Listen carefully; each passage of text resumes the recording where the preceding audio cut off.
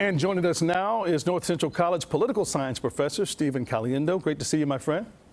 Good morning to you. Well, let's talk about, first of all, who is not going to be there. We know the clear front runner, Donald Trump, has said he's skipping tonight's debate. But will his presence still be felt even though he's not there physically? And who's the bigger target, Donald Trump or Joe Biden? I would imagine that Joe Biden's going to be the biggest target from all of these candidates. They're trying to show that they're the ones who would have a better chance of beating Joe Biden in a general election.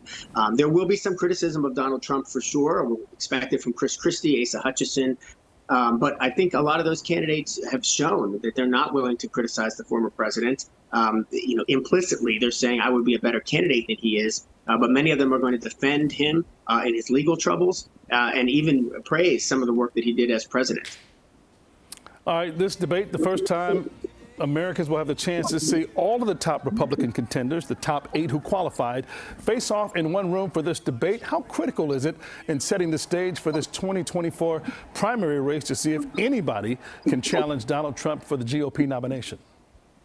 That's right, Ryan. And some of these folks will never be on another presidential debate stage. This may be it. Some of them may not make it to the next debate. Remember that they're all campaigning for president, sort of, although some of them are also auditioning for other things. They're auditioning for maybe vice president, certainly not Mike Pence. He's not going to be chosen.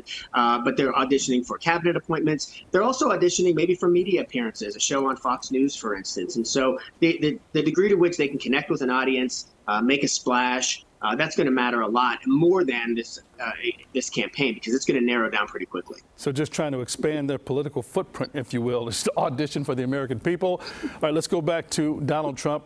It's hard to have a conversation about the Republican Party and not mention him. He's refusing to sign the Republican loyalty pledge, which would meaning he would support whoever becomes the Republican nominee if it's not him. Do you think this will help or hurt him? Well, I think that, Ryan, we've talked about this before. I think the whole loyalty pledge is a joke. But I understand why they're doing it, but it's unenforceable. It's utterly unenforceable. Chris Christie clearly signed the pledge, or he wouldn't be allowed on the debate stage.